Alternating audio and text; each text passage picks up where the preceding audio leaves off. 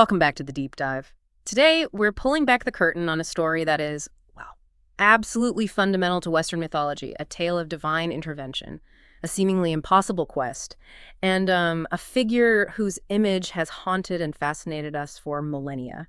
We're diving deep into the myth of Perseus and the terrifying Gorgon Medusa. And this story, as our sources really show, it's so much more than just, a hero slaying a monster.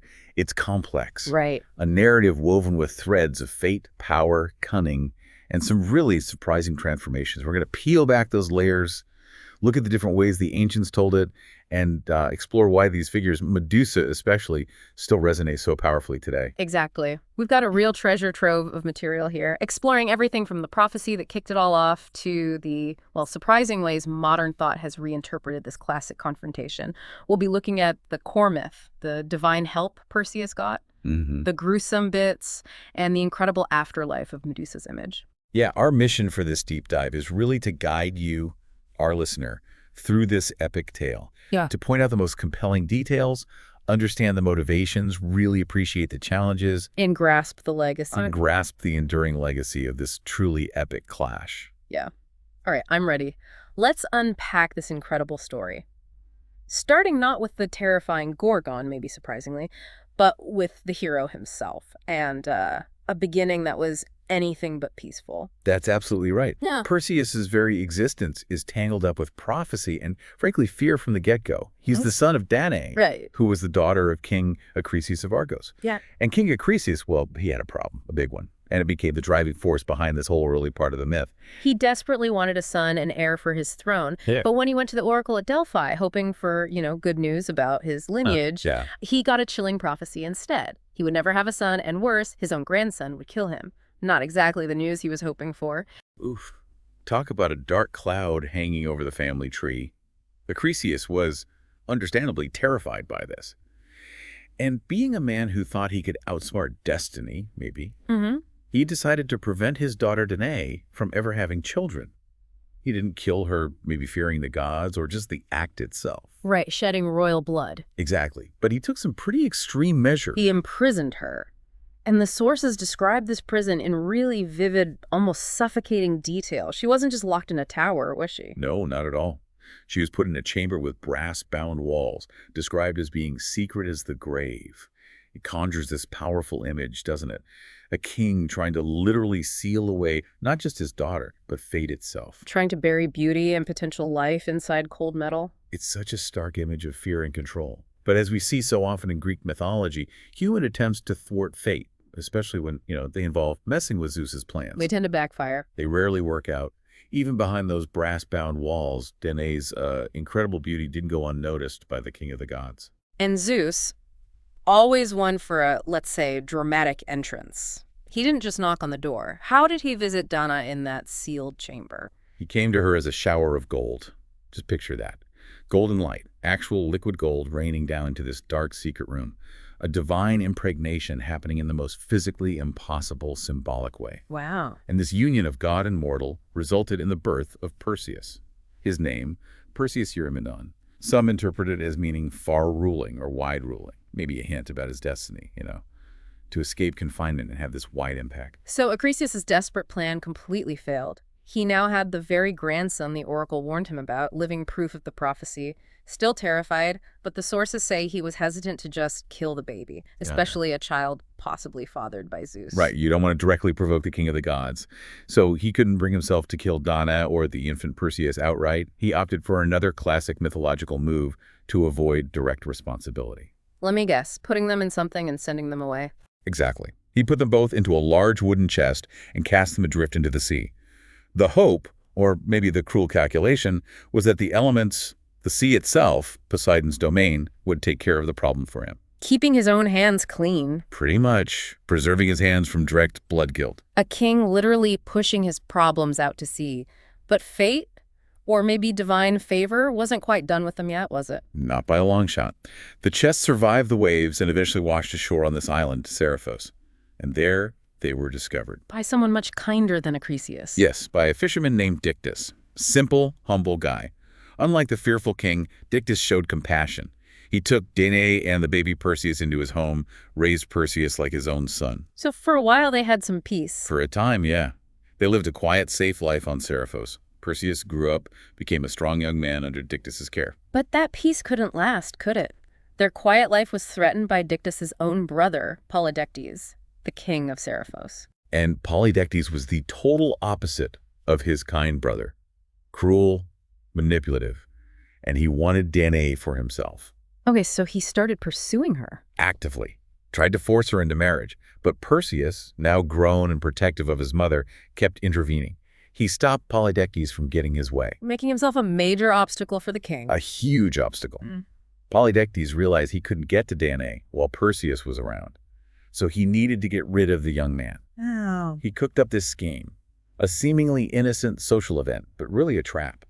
He announced a big banquet, invited all the important men on the island, the official reason, to collect contributions, specifically horses, as a wedding gift for someone named Hippodamia. Okay, a sort of communal gift-giving thing? Exactly. It was called Neranos. Guests were expected to chip in.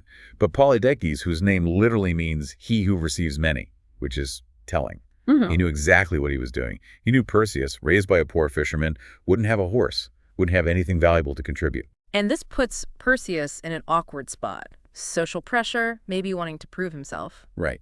And this is where Perseus makes a really fateful, incredibly rash promise. When asked for his contribution, unable to offer a horse, he just bursts out impulsively that he'll bring Polydectes any gift he desires. Basically, name it, I'll get it. Oh dear. Never say that to a guy like Polydectes. Exactly. Polydectes seized the opportunity he'd created. He named the most outlandish, terrifying gift he could think of, something he believed would guarantee Perseus's death. The head of Medusa. The head of Medusa. The demand was designed to be impossible. A suicide mission, basically. Get Perseus out of the way, leave Danae vulnerable. So the quest is set. Bring back Medusa's head. But who was Medusa? This figure whose gaze turned people to stone. We all know the image, snakes for hair, but the sources give us some fascinating details about her nature, her origins. Okay, so Medusa. She was one of 3 sisters, the Gorgons. Their names were Athena, Euryale, and Medusa. And their parentage is, well, ancient and monstrous. They were daughters of Phorcys and Ceto, these primordial sea deities. So, related to other monsters. Oh, yeah. This makes them sisters to other famous mythological monsters like the Graeae, the ones who share an eye and a tooth. Well, yeah, back to them. And even Scylla, the sea monster. The sources describe the Gorgons vividly. Winged with snakes for hair hatred of mortal man. That really sums up the initial vibe. That classic, terrifying description. But there's a crucial detail about Medusa that sets her apart from her sisters. Something absolutely key for Perseus's mission. Yes, this is vital. Of the 3 Gorgons, only Medusa was mortal. Her sisters, Stheno and Euryale, they were immortal. This mortality means Medusa could be killed. Her sisters couldn't be, not permanently anyway. And their defining power, the source of all the terror, was their gaze. To look at a Gorgon, especially Medusa, meant instant petrification. Turned to stone. Those figures became these permanent, horrifying statues on their island. Well, A warning, really. the traditional descriptions, the ones we see in early art and Imagine, they match that hatred of mortal man idea, right? Snakes for hair, fangs. Oh, yeah. Absolutely. Writhing, hissing snakes for hair, vicious fangs, bronze claws sharp enough to tear anything apart, and these powerful golden wings so they could fly. Truly monstrous beings. But here's where the story gets really interesting, and the sources show this fascinating evolution. Later versions, and especially art, started portraying Medusa not just as hideous, but also, surprisingly, as beautiful. It's a huge twist, isn't it? We find references to fair-cheeked Medusa way back with the poet Pindar around 490 BC. That's long before the Roman poet Ovid, who often gets credited with a beautiful version. So the idea was around earlier than we might think. It suggests the concept of a beautiful Medusa wasn't just a late Roman invention. It had roots earlier, even if the monstrous image was more dominant. Ovid's version, though, written centuries later, became the most famous explanation for why she had snake hair and the deadly gaze, if she was originally beautiful. What's the story? Okay, so in Ovid's Metamorphoses, Medusa wasn't born a monster. She was originally a stunningly beautiful maiden, famous especially for her amazing hair. She served as a priestess in the Temple of Minerva, that's the Roman Athena. And then... Then Neptune, the Roman Poseidon, desired her. And he mated with her, right there, inside Minerva's sacred temple. Oh, That would not go over well with Minerva. Not at all. Minerva was absolutely outraged. But interestingly, her rage was directed entirely at Medusa, not Neptune. The goddess punished Medusa by transforming her. Her beautiful hair, the very thing that attracted Neptune, maybe seen as part of the defilement, was turned into venomous snakes. And her face was made so horrific that anyone who looked upon it would turn to stone. That version completely changes her narrative, doesn't it? She's no longer just this ancient monster. She's a victim of divine wrath, punished for something a powerful god initiated. But she bears the horrifying consequences. Exactly. And this contrast, this duality between the hideous monster and the beautiful maiden, then starts showing up clearly in art from the 5th century BC onwards. So you see both depictions. You really do. Sometimes she's purely monstrous, sometimes there are hints of beauty, and sometimes the focus really shifts towards her being a victim. The sources point to this move towards seeing her as both aggressor and a tragic figure in her death. Like that painting by Polydectes. Yeah, Polydectes, around 450 BC, painted her as a comely woman sleeping peacefully, just as Perseus is about to strike. That kind of depiction forces you to see the complexity, maybe even critique the hero's action. It really messes with the simple hero versus monster idea. Makes you wonder how different audiences saw her over time. Was it always pure terror, or did pity creep in sometimes? That complexity is definitely there in the sources. And then you have this really fascinating argument from the classicists Jane Ellen Harrison about the Gorgons. Harrison had a unique take on the three sisters, right? She didn't think there were always three. Exactly. She argued that the whole idea of three Gorgons, Athena, Uriel, and Medusa, is actually a later addition. In her view, Medusa is the real Gorgon, the original figure. And the sisters. Mere appendages, she called them. She thought the ancient tendency to group figures in threes led to Athena and Uriel being added on later. So the core power, the real essence, is just Medusa, especially her head after decapitation. Precisely. Harrison saw the Gorgon, specifically Medusa's head, as primarily a cultist object, a ritual mask misunderstood. Her theory suggests the terrifying image wasn't originally a monster story character, but maybe a powerful apotropaic mask used in ancient rituals. To ward off evil or inspire awe. Something like that. Yeah. And the myth we know the Gorgon with the deadly gaze developed later to explain the power of this striking ritual object. The fact that the Gorgonian symbol was used for centuries as protection on shields and buildings lends some weight to that idea. That's a completely different way to think about her. Less a creature, more the misunderstood remnant of an ancient religious practice. Yeah, it strips away the narrative layers and points to a potentially much older origin for the whole figure. Okay, so Perseus has this impossible task. Get the head of Medusa, who might be a monster, a wronged beauty, or even an ancient ritual mask's echo. How does he possibly do it when looking at her means instant stone? This is where the divine help becomes absolutely critical. Perseus is Zeus's son, after all, and his half-siblings, the powerful gods, Hermes and Athena, step in. Without them, this quest is, basically a death sentence. Athena, goddess of wisdom, warfare, crafts. Right. She provides probably the most crucial tool for dealing with that deadly gaze, right? Yes. Athena gives Perseus a highly polished bronze shield. Its surface is like a perfect mirror, and the instructions are clear. Only look at Medusa's reflection in the shield. Never look directly at her. Like using a rear-view mirror. Exactly. Use it like a periscope or a mirror to see where she is without meeting that petrifying gaze. Some sources even say Athena guided his hand during the actual beheading, making sure he didn't miss. And Hermes, the speedy messenger god, he chips in too. Hermes provides Perseus with his own winged sandals.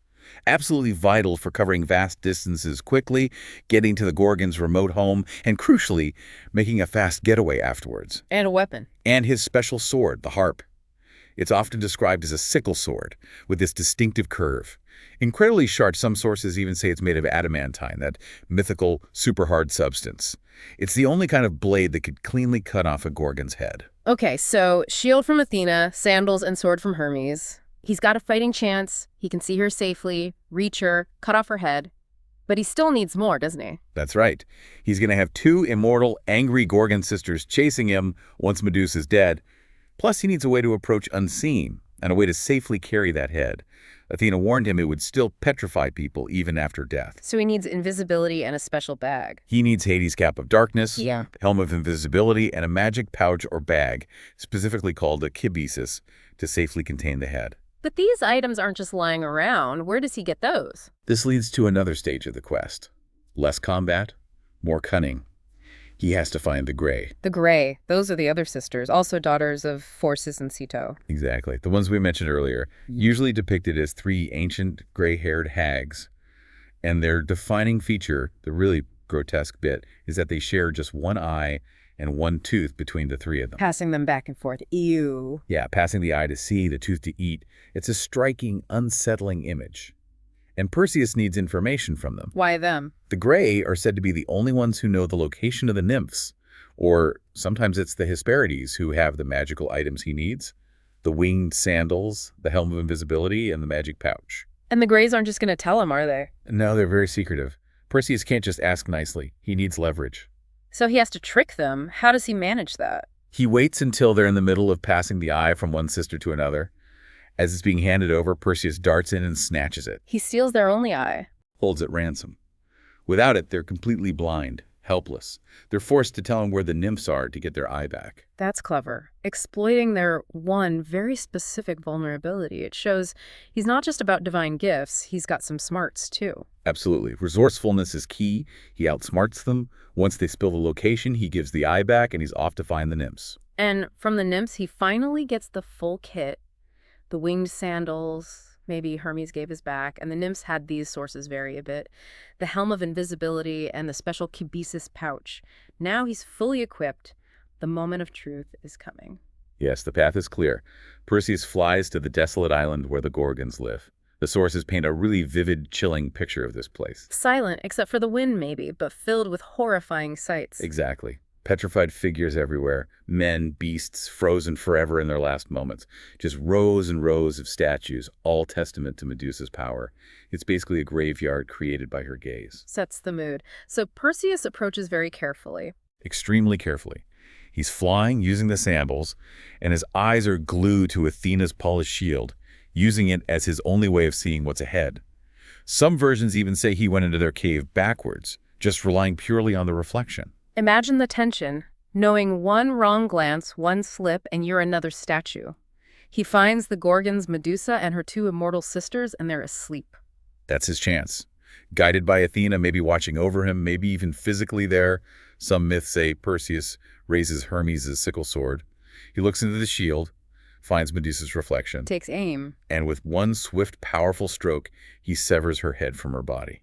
And this act of, brutal final death leads to one of the most surprising, iconic moments in the myth, a sudden burst of new life, almost contradictory. What comes out of Medusa's neck? From her severed neck, from the blood, spring her two children by Poseidon. Remember him? From Ovid's version, in the temple. Right. So first, Chrysaor emerges, a giant whose name means he who has a golden sword, and then the most famous winged horse in all mythology. Pegasus. Pegasus. His name itself, he who sprang, refers directly to this dramatic, unexpected birth from decapitation. It's this powerful, almost surreal image creation emerging right out of violence and death. This sudden, bloody chaos birthing children, their sister's head gone. It wakes up the immortal sisters, Theno and Euryale. Instantly. They see what's happened, they're furious, and they immediately launch after Perseus. But Perseus is ready. He has the Helm of Invisibility. Exactly. He quickly puts on Hades' cap of darkness. Oof. Invisible to the pursuing Gorgons. They might hear him, sense him maybe, but they can't see him. He makes his escape, Medusa's terrifying head, safely tucked away in the magic Pegasus pouch. He's done it. The impossible mission is complete. But Medusa's head, even severed, keeps its terrifying power. The story doesn't end there. Her head becomes this potent tool, a weapon, really, in Perseus's ongoing adventures. Absolutely. The sources really emphasize that the petrifying gaze is still active. Perseus uses it multiple times. Against the Titan Atlas, for instance. That's one story. Yes. As Perseus is traveling, he runs into Atlas, the Titan holding up the sky. When Atlas tries to attack him, or in some versions, just refuses him hospitality. Bad move. Very bad move. Perseus whips out Medusa's head, turns the Titan instantly to stone, transforming him into the Atlas Mountains. Though some accounts say he used Athena's shield, the Aegis, which would later have Medusa's head on it anyway. And her blood, as he flies, it has lasting effects too. Oh yeah. As he flies over northwest Africa, drops of Medusa's blood fall onto the desert sands below, and from these drops spring the venomous vipers of the Sahara. That's the mythical origin story for why they're so deadly. Wow.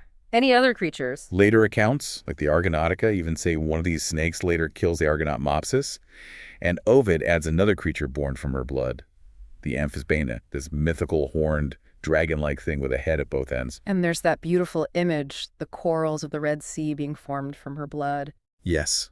When Perseus stops to rest near the coast, maybe in Ethiopia, some sources say drops of blood spilled onto seaweed lying on the shore, and the seaweed instantly transformed into red coral. Another instance of unexpected creation from her death. This stop in Ethiopia is crucial, isn't it? That's where he finds Princess Andromeda. Tied to a rock, waiting to be sacrificed. Exactly. Andromeda, daughter of King Cepheus and Queen Cassiopeia. Cassiopeia had made this big mistake, boasting that her beauty, or Andromeda's, surpassed the Nereids, the sea nymphs. Never boast against the gods or nymphs. Never ends well. Poseidon got angry, set a sea monster, Cetus, to ravage their kingdom. The oracle said the only way to stop it was to sacrifice their daughter Andromeda to the monster. And Perseus arrives just in the nick of time, sees her chained to the rock, instantly falls for her. He saves her. But the sources differ a bit on how. Some say he fights Cetus directly, using Hermes' harp sword, the same one he used on Medusa to kill the monster. Others say he uses Medusa's head again, holds it up, turns the sea monster to stone right before it reaches Andromeda. Either way, he rescues her. And claims her hand in marriage as his reward, which causes more trouble because she was already promised to someone else. Yes, her uncle, Phineus. So at the wedding banquet, Phineus shows up with a bunch of armed guys demanding Andromeda. A big fight breaks out. Perseus finds himself outnumbered. So he reaches for the head again? He uses his ultimate weapon, pulls out Medusa's head, holds it high, and turns Phineus and all his attacking followers into stone statues, freezing them right there in the middle of the banquet hall. Dramatic stuff. Andromeda then travels with Perseus back to Greece, to Tiryns near Argos. She becomes his wife, they have kids, founding an important line. A very important lineage. She's the ancestress of the Perseid dynasty through their son Perseus, and some traditions even link Perseus to the Persian people, creating this mythical connection between Greeks and Persians. And Andromeda herself gets a place in the stars. She does. Athena places her among the constellations as a tribute. She joins Perseus, her parents Cassiopeia and Cepheus, and even the monster Cetus up there. Yeah. A whole celestial family drama playing out in the night sky. Speaking of returns, Perseus eventually makes his way back to Seriphos. What about Polydectes, the nasty king who sent him on the quest in the first place? Perseus hasn't forgotten him. He gets back and finds his mother, Danae, still being harassed by Polydectes, hiding from him in a temple. Perseus confronts Polydectes and his court, who are probably still mocking him, not believing he actually did it. Big mistake. Huge. Perseus just brings out Medusa's head one last time, turns the cruel king and his whole court to stone, frees his mother, and makes the kind fisherman Dictys the new, just king of Seriphos. So original mission accomplished, mom's safe, bad guy punished. He returns the magical items he borrowed now, the sandals, helm, pouch. Yes, he gives them back, likely to Hermes and the nymphs via Athena or Hermes. His divine loans are repaid, and he makes a very significant offering with Medusa's head itself. He gives it to Athena as a votive gift to the goddess who helped him so much. And Athena, recognizing its power, puts it on her shield, the Aegis. This becomes that iconic image, the Gorgonian. Exactly. It serves as this terrifying emblem to ward off enemies, a powerful symbol of protection, divine authority. Basically, don't mess with Athena. It's that symbol, the Gorgonian, that really takes on a life of its own then, doesn't it? Appearing everywhere in ancient art, and even later. Yeah, on flags, emblems, military gear. Yeah. Long after the original myth was the main context. Its power as a symbol endures. Okay, let's circle back to the very beginning. That prophecy, King Acrisius would be killed by his grandson. After all these adventures, Percy is finally sailing home. How does that last inevitable piece fall into place? This is where the ancient sources give us a few different versions, Oh. all fated but slightly different paths. In one variant from Pausanias, Perseus doesn't go straight back to Argos. He travels to Thessaly, to Larissa for some athletic games. During these games, Perseus is said to invent the quoit, that throwing disc. While demonstrating or competing, he throws it, but it goes way off course. Accidentally hits an old man watching in the crowd. Kills him instantly. And let me guess, that old man was... King Acrisius himself? He'd also traveled to Larissa for the games, completely coincidentally. What's striking here is that Acrisius' attempts to avoid the prophecy didn't cause his death. It was just sheer bad luck of time and place. Fate catching up in a really mundane, accidental way. Makes it almost crueler. What's another version? The Bibliotheca gives a similar but slightly different accident. In that one, Perseus is heading back towards Argos, but Acrisius, still terrified, has exiled himself to Thessaly, specifically Larissa. He attends some funeral games there. Perseus also happens to be competing, this time in the discus throw. Same outcome. Same outcome. Perseus throws the discus, it veers off, strikes Acrisius in the crowd, kills him. Again, accidental death during games in Larissa, fate fulfilled despite Acrisius running away. Is there a more direct version? There is a third tradition, the one Ovid mentions. It's much more confrontational. In this telling, Acrisius had actually been kicked off his throne and exiled by his own brother, Poetus. Okay. Perseus returns, finds this mess, uses Medusa's head to turn Poetus to stone, and puts Acrisius back on the throne. But then Acrisius, maybe suspicious or just in denial, accuses Perseus of lying about killing Medusa. So Perseus has to prove it. He holds up the head to prove it, Yeah. and in doing so, accidentally turns his own grandfather, Acrisius, to stone, fulfilling the prophecy much more directly through the very power he gained on his quest. Wow. 3 paths, 1 destination. The prophecy is fulfilled. Acrisius is dead by his grandson's actions. This leaves Perseus in a bit of a tricky spot regarding the throne of Argos, doesn't it? Killing your grandfather, even accidentally. Yeah, according to Greek custom, even accidental manslaughter required exile, or at least purification and avoidance of ruling the place where the death occurred. So Perseus doesn't just take the throne of Argos. What does he do? He makes a deal. He swaps kingdoms with Megapenthes, who was the son of that Poetus guy, Acrisius' brother. Perseus gives Argos to Megapenthes and takes control of the neighboring kingdom of Tiryns instead. Pausanias suggests he did this out of shame, maybe, not wanting to rule the land he got through his grandfather's death. And it's from Tiryns that he's credited with founding, or maybe more likely, fortifying the great city of Mycenae, making it his capital. Exactly. Mycenae, which becomes this hugely important center in the Greek Bronze Age. Pausanias, the ancient traveler, even noted a shrine to Perseus and a sacred fountain called Persea near Mycenae, showing that strong legendary connection.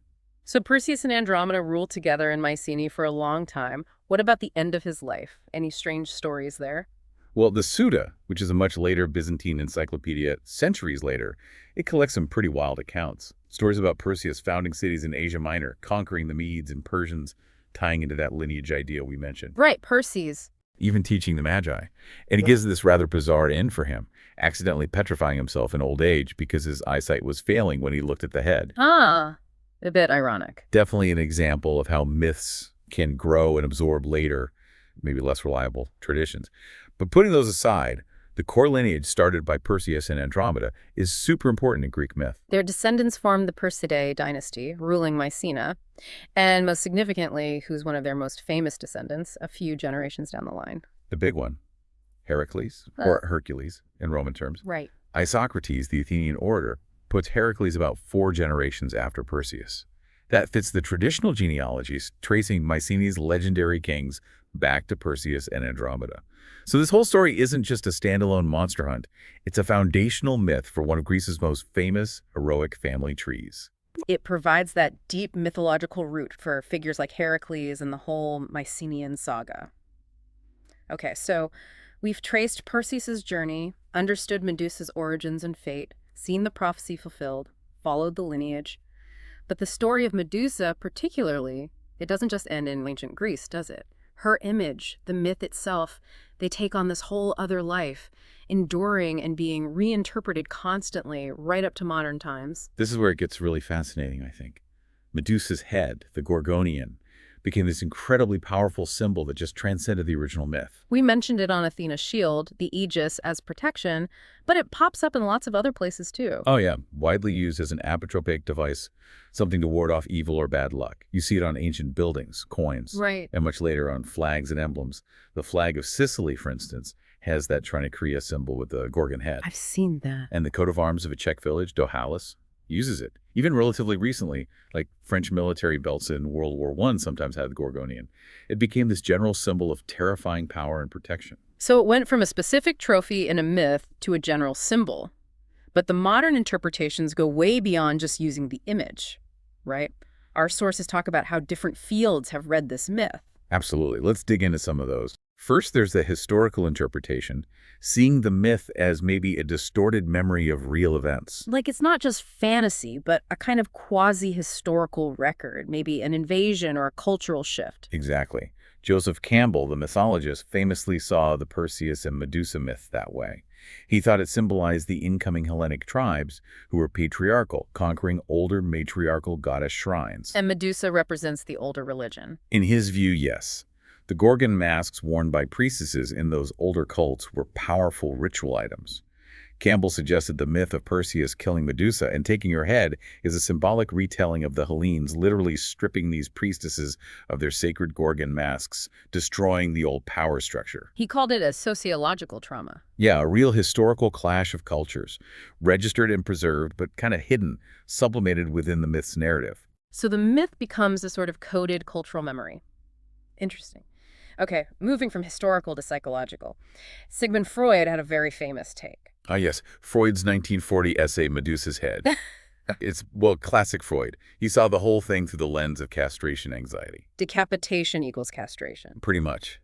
In his view, the terror of Medusa's gaze, her power to turn men to stone to make them stiff, symbolizes the terror of castration that he believed was linked to the sight of female genitals, especially the mothers, surrounded by hair, the snakes. So the stiffness is both fear and something else. He saw it as both the petrification of fear and, paradoxically, the erection of forbidden desire.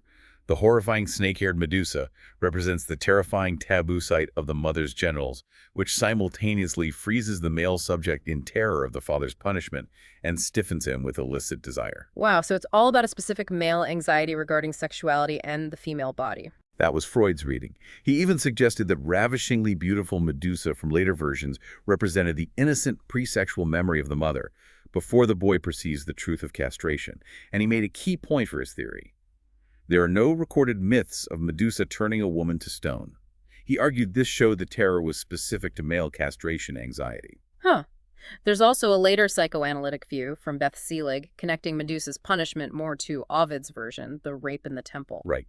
Selig interpreted Athena's extreme punishment of Medusa as possibly stemming from the rape itself. She suggested Athena's reaction might be linked to her own unresolved issues with her father, Zeus, who was, infamous for his sexual exploits and assaults. This reading puts a psychological lens on Athena's motives and frames Medusa even more strongly as a victim of trauma and a really harsh, maybe misplaced punishment. These psychoanalytic views offer one way to read the myth, rooted in subconscious fears and desires. But maybe the most powerful, widely felt modern reinterpretation of Medusa has come from feminism, hasn't it? Oh, absolutely. Medusa has gone through this radical reassessment, especially since the late 20th century. She's become this incredibly potent symbol of female rage and power. It's quite a journey for a figure whose name, in just common everyday language, came to mean monster. It's fascinating that despite the nuances in the myths, the dominant image became just a hideous monster. How did feminists start reclaiming her? Well, researchers like Mary Valentis and Anne Devane found something interesting.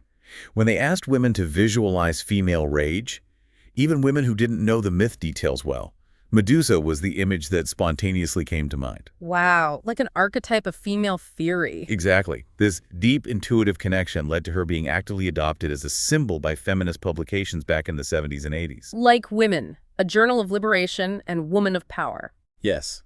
They deliberately took her image and reframed it. They saw her terrifying face not as something monstrous to be destroyed, but as a guide. They called her a map to guide us through our terrors, into the sources of our power. That Amazon Gorgon face became female fury personified. She turned into an icon representing the righteous anger of women against patriarchal oppression. And Stephen Wilkes suggested her scariness is actually part of her power as a feminist symbol. Yeah, he argued that her savage, threatening appearance is necessary for her function as a symbol of female rage and a protector of women's secrets.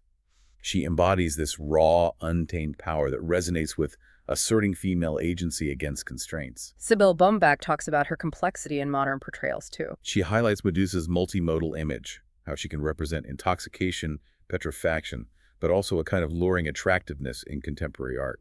This dimensionality makes her compelling. And Elizabeth Johnston's essay, calling Medusa the original nasty woman, that's provocative. It is. Johnson argues Medusa appears as a symbol precisely when male authority feels threatened by female agency.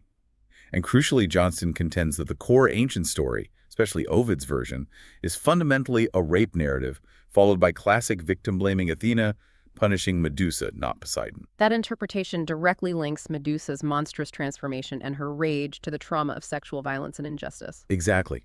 Johnston explicitly connects this ancient narrative to modern movements like #MeToo. She sees Medusa as this powerful ancient precursor, and artists like Judy Cox have made that link explicit too, like in her portrait titled #Medusa2. This feminist reading completely flips the script. The monster isn't inherently evil. Her terrifying power is a direct result of being violated and unjustly punished. Her rage becomes empowerment, resistance. It's a really powerful reframing, and Helene Sixtus, in her famous essay, The Laugh of the Medusa, took it even further, didn't she? Sixtus argued that patriarchal culture made Medusa monstrous out of fear, specifically, fear of female desire, female sexuality, female creativity. She issued this call for women to reject those patriarchal narratives, reclaim their identities and bodies, especially through writing, which she saw as this powerful act of self-creation. And her famous line about looking at Medusa. You only have to look at the Medusa straight on to see her. And she's not deadly. She's beautiful, and she's laughing. It's a direct challenge to the ancient warning. Sixtus argues that if you confront female power and desire directly, instead of being afraid of it, you see its true nature beautiful, joyful, not threatening. It dismantles the fear that made men portray it as monstrous in the first place. These feminist interpretations have just profoundly reshaped how many people see Medusa. From terror to strength, rage, resistance. It's a huge shift. Finally, our sources touch on one more interpretation. Medusa linked to scientific determinism and nihilism. That sounds bleak. How does Medusa fit in there? In this view, avoiding Medusa's petrifying gaze becomes a metaphor for humanity's instinct to avoid confronting the harsh, depressing reality that the universe is meaningless and life lacks inherent purpose. So Medusa represents that cold, hard truth, the real with a capital R? Yes. It taps into this idea that humans instinctively war against the truth, flee from the indifferent universe, and take refuge in myali, comforting illusions, beliefs, religions, stories. Jack London used Medusa this way in his novel The Mutiny of the Elsinore. He contrasts animals who face reality directly with humans who constantly need to evade this Medusa truth by retreating into fictions.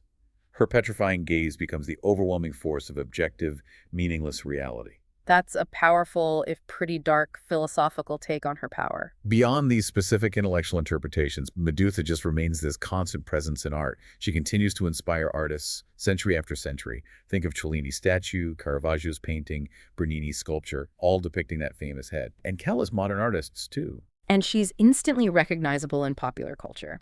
Films like Clash of the Titans, both the original and remakes, they always feature Perseus, Pegasus, and that Medusa scene. It's iconic. Her impact even stretches into science, especially biology.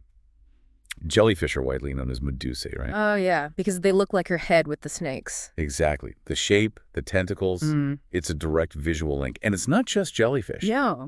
Loads of different species across biology have been named after Medusa, or the Gorgons. Reptiles, worms, crustaceans. There's even a type of brittle star and echinoderm called Gorgonocephalus caput medusae. What you mean? Literally, Gorgon's head, Medusa's head, because its branching arms look just like her snake hair. And tying it all back to the stars, where we mentioned Andromeda and her family, Perseus himself has a constellation. In the northern sky, yeah. And right near him are the constellations named after the other characters, Andromeda, Cassiopeia, Cepheus, Cetus. You can literally see the whole myth playing out across the heavens. And within the Perseus constellation, there's that famous star, Algol, the demon star. Algol's name comes from the Arabic ras al-Ghul, meaning head of the demon. It's often linked to Medusa's head, partly because it's a variable star. Its brightness fluctuates, almost like a winking or blinking eye. Maybe the Graeae, or Medusa's own. And the Perseid meteor shower comes from there, too. It radiates from Perseus, yeah. Further cementing the connection.